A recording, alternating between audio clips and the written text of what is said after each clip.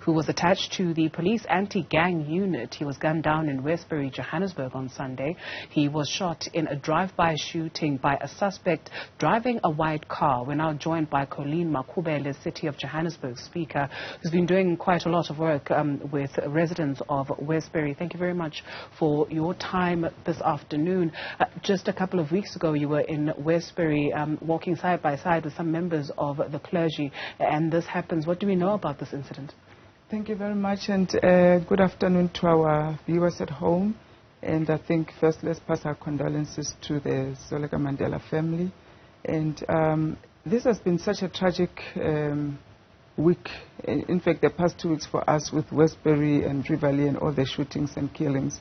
And what we know is that these are gangster-related killings, and they have to do with also substance abuse, drug-related.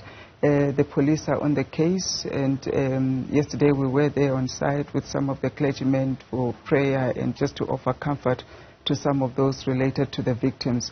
But I think it's an issue that just really need a deeper zooming into, because there is no end to these killings. We've tried to intervene before, perhaps not enough, on both ends of government, local, provincial, and national. But it looks like this issue is continuing, and for us it looks like a deeper and more complex social issue, whether it's unemployment or this lack of recreational facilities. There's a lot of depression in that community, young people that are just loitering about with nothing to do. If you find a young guy who takes a gun also to a school to shoot children at school, you know, for drug-related issues, it's problematic.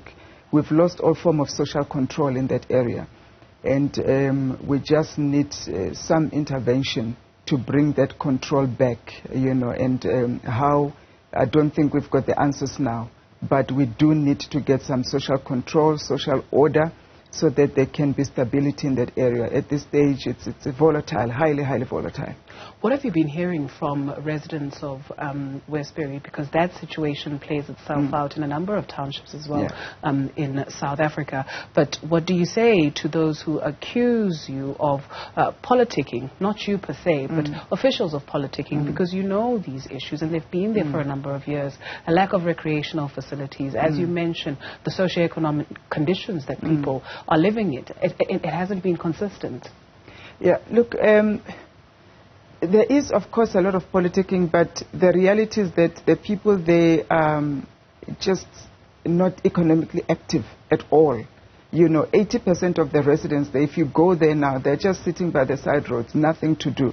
This economy has not been able to absorb them. Most of them, even without skills, they have not been able to go to school for whatever reason.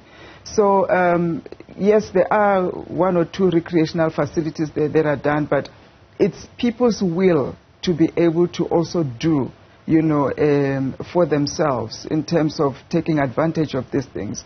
And if you find them now going to schools to shoot and children are not safe to go to school, they don't want to go to school, you're almost perpetuating a cycle, you know, where now these young kids are going to stay at home because they're perhaps even safer in the house. You go out in the street, it's problematic. You go to school, you don't know whether you're going to come back or not. So it's a very deep and complex issue. And speaking to the residents there, they all talk about jobs, jobs, jobs. But we know that there are deeper psychological issues too. Some of them, it's even revenge. They've seen their parents being shot at, and they've seen their brothers, their cousins being shot at, and they must go and revenge for their blood. And some of them are even encouraged to do so by the mothers, you know, who are saying, look, that's the person who killed your brother, you must go do something about it. So it's a very deep social issue that I don't know if we can tackle it with only just jobs and sports, but there has to be also social work that must happen there, and psychiatric work there. And we have asked that the social workers go to schools themselves to start to talk to the young kids and just treat them different, let them understand a new way of life, because all they see daily is these killings and these shootings, their mothers crying. What actually touched me deeply was when we went to El Dorado last week and we met with a group of women. They gathered together, about over 50 of them. All of these have lost sons or lost husbands, or they themselves were abusing substances like drugs, etc. And they're almost hopeless. They called me there to come to talk to them, just to ignite some hope, because their message is, President has been in this area, nothing has changed. Becky Kelly has been here, nothing has changed.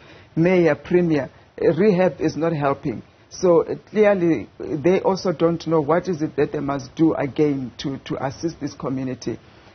And businesses are running away from there because they don't feel safe. And even ourselves, we're told, don't go there, still volatile, it's not safe. But my answer is, my councillors are there. You know, our residents are there. What do? We can't stay out because we are afraid. They are living with it daily. Really, there's no solution that is cut out, that is clear on what needs to be done. I know you're also intimately working with fire survivors from Marshalltown. Yeah. Is there any update from there? Yeah, some of them have actually been released from the shelters. They've gone to start their normal life. We've had organizations that have been able to give you know, some of the survivors some starter pack, they call it, in order for them to either go restart their business or go get accommodation again. Of course, there are those that are still waiting to bury their loved ones. Some are still in the shelters. They're devastated. They've lost everything. So it's a plethora of different issues. And as you would know, we had a second fire as well. We just received another 50 or so in a shelter in Brixton. I went to see them last week. And the issue just keeps piling up, you know, and it's a terrible state to be in. It's really depressing when you start to think about it. And the shelters, we're trying to make them as, you know, livable as possible, but we need a lot of assistance from the private sector as well in terms of supplies and ensuring that the conditions are good for the victims. The one that I saw in Brixton was not pleasing at all. Not at all. Tell feel-good stories, they tell the media, and yet the reality in South Africa, and this is just but 2-3 situations, is exactly that. It's quite grim. It needs a lot of work. The ideas, it would appear that it's all hands on deck or all brains on deck. It requires all of us. It does. But look, we do have some positive stories. We just unveiled the William Nicol Drive today. It's called Winnie Mandela Drive now. I think it's something that as South Africans we can be proud of as part of our heritage and look to. As we find some outlet for all the depressing issues that are happening, we need to go and draw back from what was this freedom all about? Why did our forefathers, our foremothers sacrifice so much, you know, for us to end up here where we are? So perhaps if we go back to relook and reflect on their lives, it can give us some sort of direction on how we should be you know, driving our nation and our city. They've left a couple of breadcrumbs. It would appear that we are nibbling the breadcrumbs and we are getting lost along the way. But thank you very much for your time this afternoon. Speaker of Johannesburg, Colleen Makhubele. More news for you in a few moments. Thank you.